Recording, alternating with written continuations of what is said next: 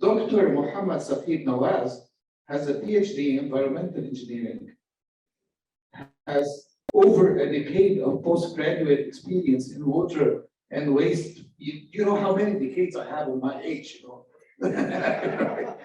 In wastewater treatment. He has authored several peer-reviewed articles in prestigious journals. And now, please, the floor is yours. Hello everyone. How is the energy level in this chilled hall?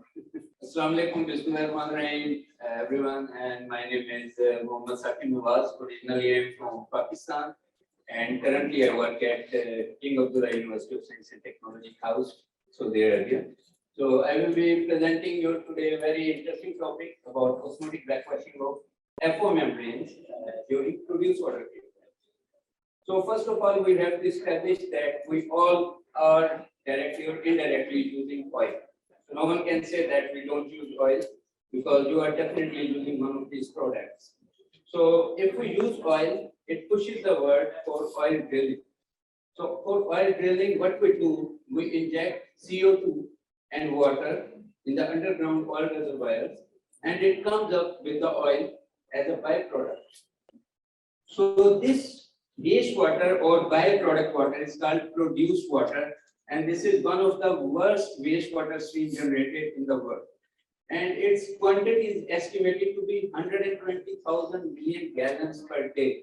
So this is something you cannot really ignore. Okay, and the problem is that the quantity and quality of produced water keeps on changing with the age of reservoir. Or older the age of reservoir, worse would be the quality of produced water. And also it is associated with a very high temperature due to geothermal heating. Sometimes its temperature can easily go up to 80 degrees Celsius. So due to all these things, the conventional treatment technologies like biological is not possible because produced water can have a total dissolved solid concentration of 100,000 milligram per liter. So generally at such a high TDS concentration, no bacteria survives, except for some very hypersaline monostreams. Second, the top of the line technique, which we talk about a lot, RO, which is considered a gold standard treatment technique, is also unsuccessful when it comes to produced water. Due to these two reasons, the best company for RO membranes is DuPont, and their best membrane for SWRO, for seawater reverse osmosis, its burst pressure is 85 bars. And when we are talking about some stream which has a 100 gram per liter TDS, it can generate an osmotic pressure of 75 bars. So to overcome it and treat it with RO, first you have to overcome 75 bar osmotic pressure plus then the hydraulic pressure for RO membrane. So you would be working somewhere around 85 or 90, which is already the burst pressure of the membrane. And also we know that higher the temperature, higher is the osmotic pressure. So produced water is associated with 60 degrees Celsius and above temperature. So RO is a flow technique for produced water. So what to do? This scheme which we have developed, the solid blue lines are the current practices and the dotted line is the proposed practice. It is very important slide. We have recently published this article in Chemical Engineering Journal. And here you can see, if I can show the cursor, the first of all, the reservoir fluids come into a three-phase separator. I will just walk from here. So based on the gravity, sand and gases are separated from the three-phase separator and crude oil is moved to desalting. And a wastewater stream, which is called produced water, is generated. So crude oil is sent to desalter because crude oil has dissolved salts in it. So again, water is added in the desalter. It could be fresh water or it could be a reusable water, like wash water. Okay. So from desalter, the salts are removed from the oil and desalted crude oil is sent for the further processing. The produced water and desalter effluent comes to WOSEP, which is called water oil separator, because this water also contains some oil which refinery wants to recover. So they recover the oil, and this WOSEP outlet stream is generally in current practice disposed into the sea or re-injected into the same reservoir again without any treatment, or sent to some abandoned reservoir or solar evaporation. So in our proposed system, we are proposing FOMD hybrid system, forward osmosis membrane distillation hybrid system. Why we are proposing this? Because we have two streams. One has a osmotic pressure. One has an osmotic pressure of 70.3 bars, this WOSEP outlet, WO stream, and the desalter effluent stream has an osmotic pressure of 4 bars.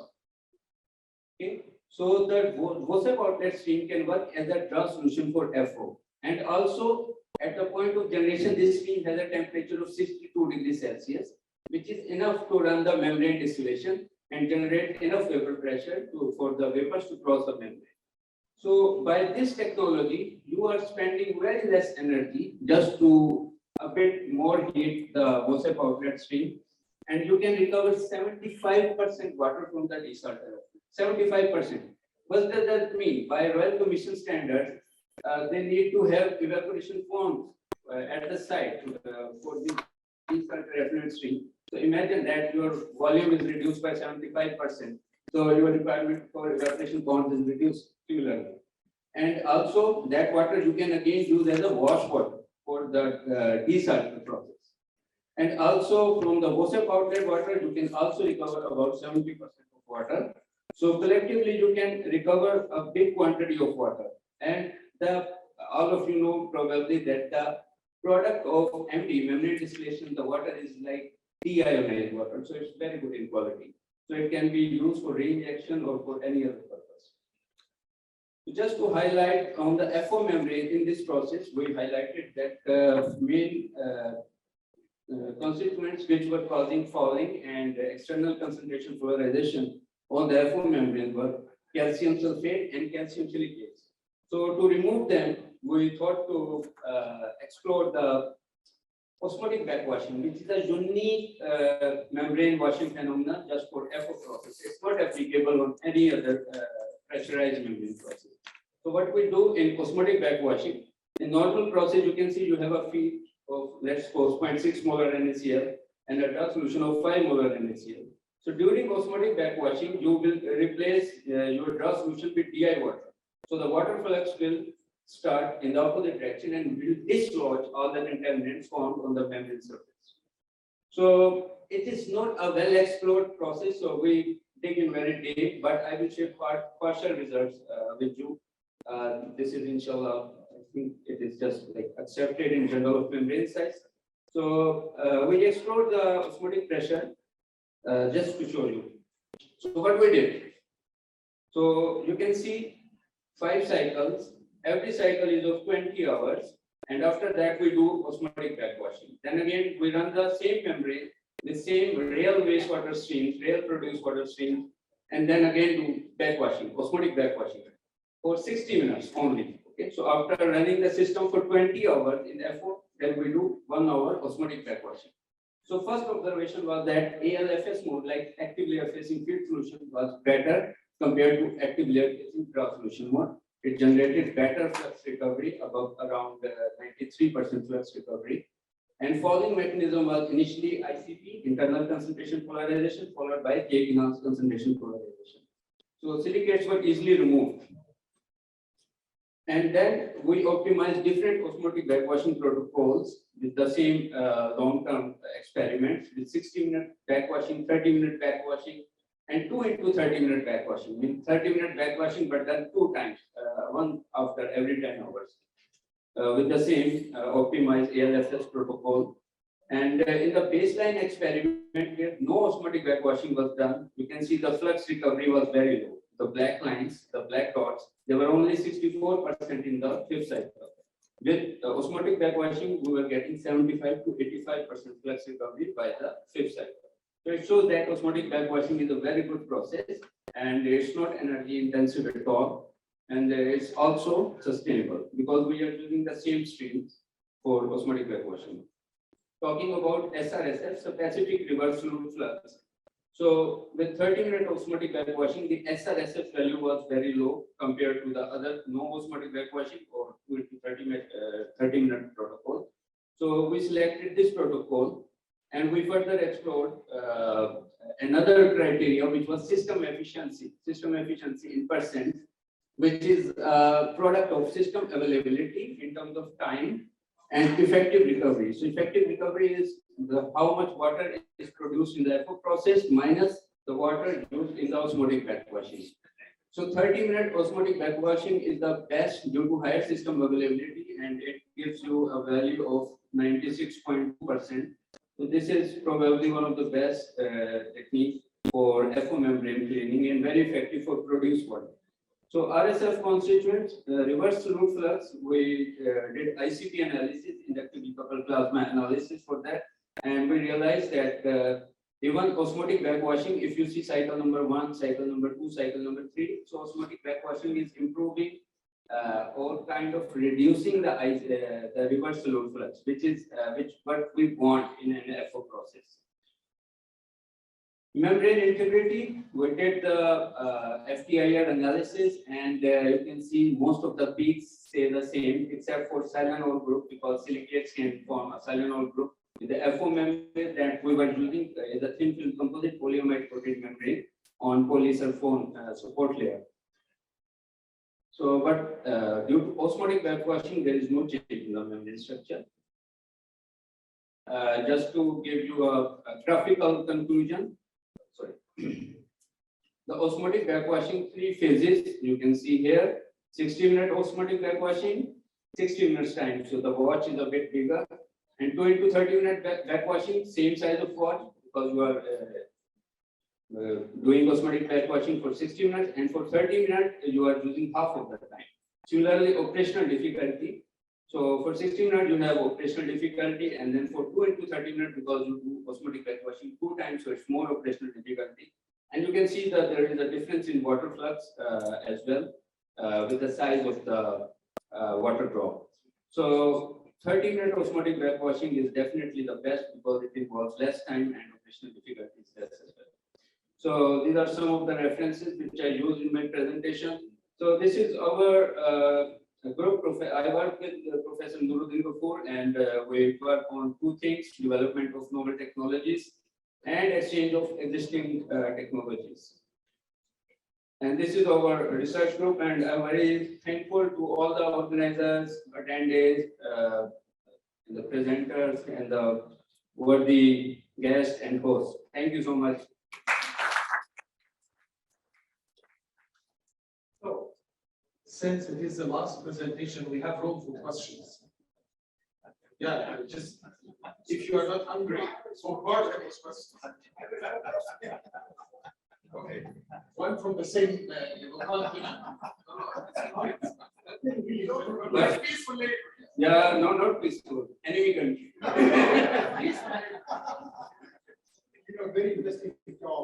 And again, this is my question. How can you know the efficiency?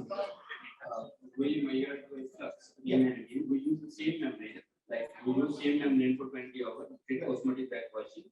Then again same membrane we use in the next experiment under all similar conditions. So we see the flux overall. 20 hours is a good time, and we see the average flux of the trend. Very good. Thank you. It was very peaceful, you know. It was peaceful. Well, thank you, Doctor, for the interesting contribution. I would like to ask about the destiny of the highly contaminated deposit which you accumulate daily in the evaluation plants. That's a question of your expertise. Maybe you can answer it. I'm not much aware about that how they do really at the site, but I know that they need to evaporate it. Yeah. Okay. More questions. Still. Maybe the next question would be what is the menu? Thank you very much. Produced water is one of the challenges because comparing to the refinery water, which is high salinity and the high oil content. The question is, I think the flux and the flow rate of water will be you're comparing with the conventional methods. Yes. So scale, maybe I think there is a limitation. That's what we have proven this technology from lab scale, and now we are making a pilot scale.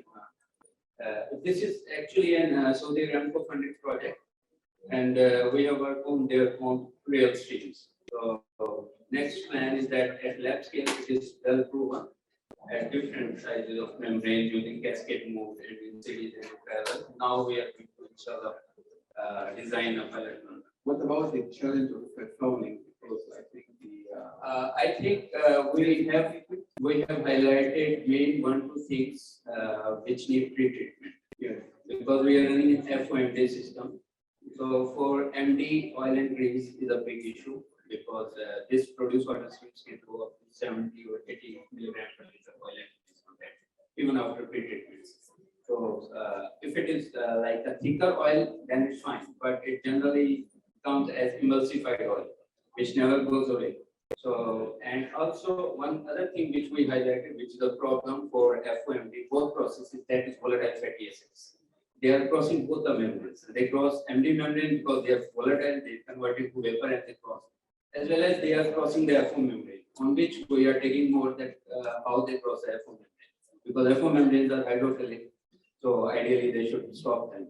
So that's also one challenge. And silicates. For silicates, we have done electrocoagulation. And within just like 10 minutes electrocoagulation, it gives 99% removal of silicate. So it's a very good process. you have used synthetic disposer or from the field? Now from the field, the real At the beginning, you did not use the synthetic. Yes, we use. In the beginning, we brought real wastewater and then we copied it and created a synthetic with more than 12 constituents there. And then after running for 5-6 months, then we shifted to the real wastewater. Okay, Dr. Nawaz, thank you so much. Thank you. In thanks to all audience for their patience. And I really enjoyed being with you in the afternoon together with my co-chair, Professor Muhammad Basyouni, in the lunches waiting for you guys. Thank you so much.